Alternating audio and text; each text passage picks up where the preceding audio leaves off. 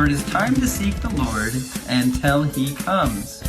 Lord, increase our faith. We are acting like children who do not get their way. So this is my encouragement for you to seek and search the Action Bible. Hello, shalom, and God bless. Thank you guys for joining today. Today is the day the Lord has made, so let's rejoice and be glad in it. Let's give thanks and praise to God for all of his marvelous works, all of the great things that he has done up until this point and will continue to do according to his faithful promises. Let's thank him today for his word, which he has given through his one and only Son, Jesus Christ, which we're going to read today, continuing our journey through the Sermon on the Mount. So let's give him thanks and praise for that, but also asking him for his wisdom, understanding, and knowledge so that we can come to the truth and mutual understanding and peace through his word. All right, so last week we covered divorce. So continuing on in the Sermon on the Mount, we're going to Jesus's next part, which he covers on the topic of taking oaths, making vows, shaking hands in pledge. Basically, we should be men and women of our word. First, if we say we're going to do something, we should do it. And if we say we're not going to do something, we should also hold ourselves accountable to the words that we make, the oaths that we make. And he actually says it's better for us not to make an oath because humans are prone to breaking their oaths, to breaking their promises. We know that God is faithful, but are humans faithful? So this is a very important topic we'll cover today. So let's go to the Gospels. Let's go to the Sermon on the Mount right now. All right, so here we are in Matthew 5. We're going to read verses 33 through 37, which has been aptly named Oaths. Again, you have heard that it was said to the people long ago, do not break your oath, but fulfill to the Lord the vows you have made. But I tell you, do not swear an oath at all, either by heaven, for it is God's throne, or by earth, for it is his footstool, or by Jerusalem, for it is the city of the great king. And do not swear by your head, for you cannot make even one hair white or black. All you need to say is simply yes or no. Anything beyond this comes from the evil one. So interestingly enough, fulfilling our vows to the Lord, he says, do not break your oath, but fulfill the vows you have made to the Lord.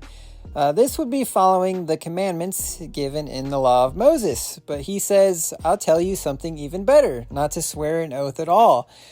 Because when we make an oath, then we're obligated to fulfill that. And if we don't fulfill that oath, then we go against our word and we're actually breaking one of the commandments.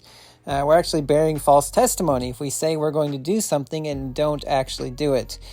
So it's very important for us to not make oaths, to not make promises, to not make pledges, because then we're obligated to do it. And while it's okay to do the thing that we said we would do, it's not okay not to do the thing that we said we would do.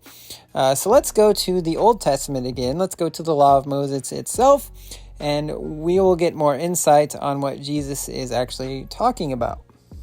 So we'll go through many different examples, but we'll start here in Numbers 30 verses 1 and 2. Vows. Moses said to the heads of the tribes of Israel, this is what the Lord commands. When a man makes a vow to the Lord or takes an oath to obligate himself by a pledge, he must not break his word, but must do everything he said. So take note here that making a vow, saying you're going to do something in the name of the Lord, obligates you to your words. And then because you are obligated, you must not break your word, but you must do everything you promised you said you would do. So when Jesus tells us not to do this, it's actually fulfilling this commandment. If we never make it a vow or a pledge at all, then we're not obligated to our words. So to do this, we just do what we say we're going to do. And if we say we're not going to do something, not do it. Pretty simple, right? So believe it or not, what Jesus tells us on the Sermon on the Mount actually is also found in the Law of Moses. So let's go to Deuteronomy 23 verses 21 through 23. If you make a vow to the Lord your God, do not be slow to pay it. For the Lord your God will certainly demand it of you, and you will be guilty of sin. But if you refrain from making a vow, you will not be guilty. Whatever your lips utter, you must be sure to do, because you made your vow freely to the Lord your God with your own mouth. So I'd like to emphasize verse 22 here. He says that refraining from making a vow is actually refraining from being guilty. You will not be guilty if you do not make a vow, which is exactly what Jesus tells us on the Sermon on the Mount. Do not make a vow at all, either in God's name or on the kingdom of Jerusalem or on earth, because whatever our lips utter, we have to do. We're confirming an oath with our mouths by saying we are going to do something or we're not going to do something. So it's very important for us to be careful not to make a vow at all, because then we are obligated to do what we have vowed to do. And this teaching is also reiterated in Ecclesiastes. So let's read Ecclesiastes 5 verses 2 through 7 now, which reads, "Do not be quick with your mouth. Do not be hasty in your heart to utter anything before God. God is in heaven and you are on earth, so let your words be few. A dream comes when there are many cares, and many words mark the speech of a fool. When you make a vow to God, do not delay to fulfill it. He has no pleasure in fools. Fulfill your vow. It is better not to make a vow than to make one and not fulfill it. Do not let your mouth lead you into sin, and do not protest to the temple messenger. My vow was a mistake. Why should God be angry at what you say and destroy the work of your hands? Much dreaming and many words are meaningless. Therefore, fear God." So there's actually an interesting bit of advice that is given here in Ecclesiastes, and it's not to multiply words, to make your words short, to not make many words, because many words can be meaningless. Meaning that oftentimes when we speak lots of words, we're prone to making pledges, we're prone to making promises the more we speak. So it's important for us to guard our speech, to guard our mouths, so that we don't go on making promises that we're not going to fulfill. And there's many different examples that we are given in both the Old and the New Testament about making oaths, and we'll go to some of those examples a little bit later. But let's go to some more scriptures. Let's go to Leviticus 5 verses 4 and 5. "Or if anyone thoughtlessly takes an oath to do anything, whether good or evil, in any matter one might carelessly swear about, even though they are unaware of it, but they learn of it and realize their guilt, when anyone becomes aware that they are guilty in any of these matters, they must confess in what they have sinned." So there is warning here about carelessly taking an oath, not thinking about what you're speaking about, just kind of making promises because it feels right in the moment, but not actually thinking about the consequences of the swear or the oath that you have taken with your mouth. So sometimes we do this and we're unaware of it. And there's actually a very good and very disturbing example in the Old Testament that I'd like to cover, because it's probably one of the most prominent and one of the most kind of disturbing examples in the Old Testament, which is found in the book of Judges. So let's go to that example now. So here we are in Judges 11. We're going to read verses 30 through 40.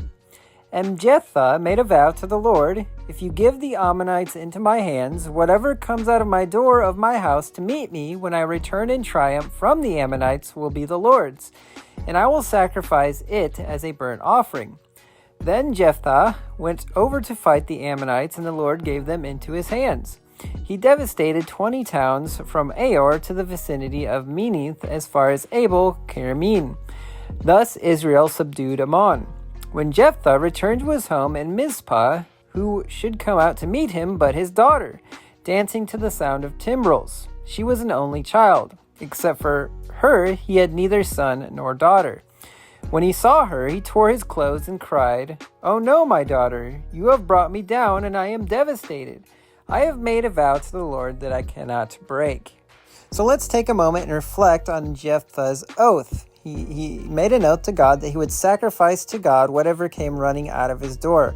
Well, first of all, this is a foolish oath, a very careless oath, because obviously what would be running out of his door to greet him but his own daughter? So in doing so, he actually made an oath that he would have to sacrifice his daughter. It would be weird for a goat or a bull or something else to come running out of his house to greet him from coming home from battle. So we see here a very careless oath, and again, this is a very disturbing story, but it outlines the importance of not making careless oaths. So let's actually read on to see what happens. So verse 36, "My father," she replied, "you have given your word to the Lord. Do to me just as you promised, now that the Lord has avenged you of your enemies, the Ammonites. But grant me this one request," she said. "Give me 2 months to roam the hills and weep with my friends, because I will never marry." "You may go," he said, but he let her go for 2 months. She and her friends went into the hills and wept because she would never marry. After the 2 months, she returned to her father and did to her as he had vowed. And she was a virgin. From this comes the Israelite tradition, that each year the young women of Israel go out for 4 days to commemorate the daughter of Jephthah the Gileadite. So I told you this story was a little bit disturbing, and a very good reason why we should not make oaths foolishly without thinking about what is going to happen, think about what we are going to have to do to fulfill that vow, to fulfill that promise that we made. And even though this is probably a little bit unrealistic in our society today, if you look back at the times, if you look back at where the Israelites were in the book of Judges, they did not drive the Canaanites out of the land from which God had given them, and because they did not do that, they started to fall into the practices of those Canaanites. And one of those practices were sacrificing virgins. It's important that it mentions here that she was a virgin, and Jephthah did sacrifice her, kind of outlining where Israel had fallen to. They had fallen to human sacrifice.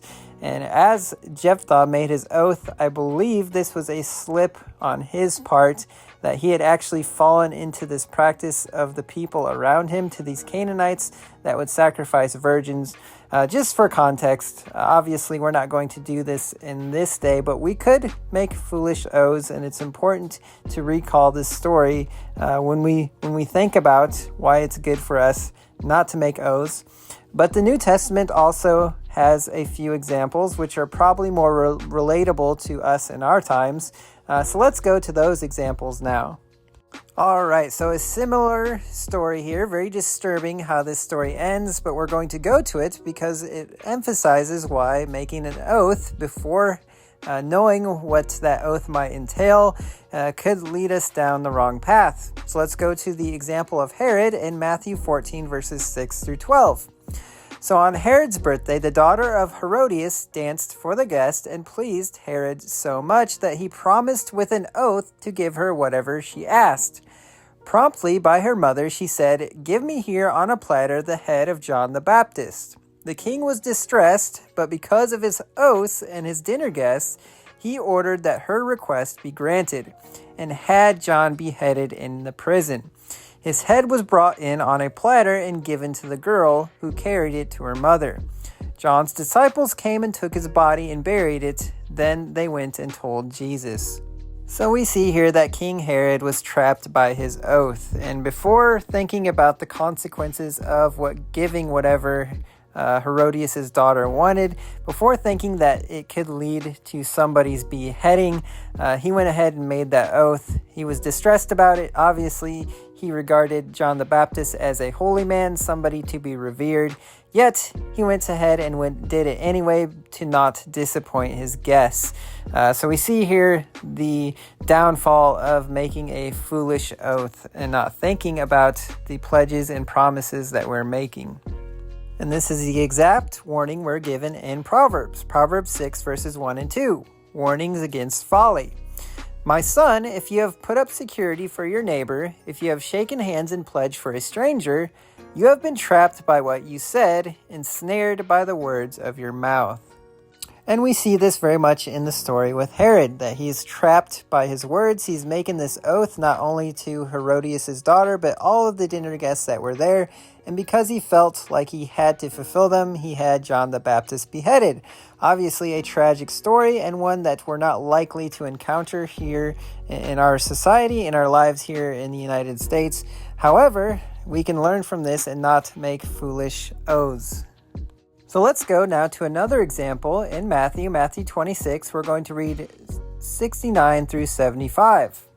Now Peter was sitting out in the courtyard, and a servant girl came in to him. "You were also with Jesus of Galilee," she said. But he denied it before them all. "I don't know what you're talking about," he said. Then he went out to the gateway, where another servant girl saw him and said to the people there, "This fellow was with Jesus of Nazareth." He denied it again with an oath. "I don't know the man." After a little while, those standing there went up to Peter and said, "Surely you are one of them. Your accent gives you away." Then he began to call down curses, and he swore to them, "I don't know the man." Immediately a rooster crowed. Then Peter remembered the word Jesus had spoken, "Before the rooster crows, you will disown me 3 times." And he went outside and wept bitterly. So we're given another example with Peter here, and I actually like in verse 72, it says he denied it again with an oath, "I don't know the man."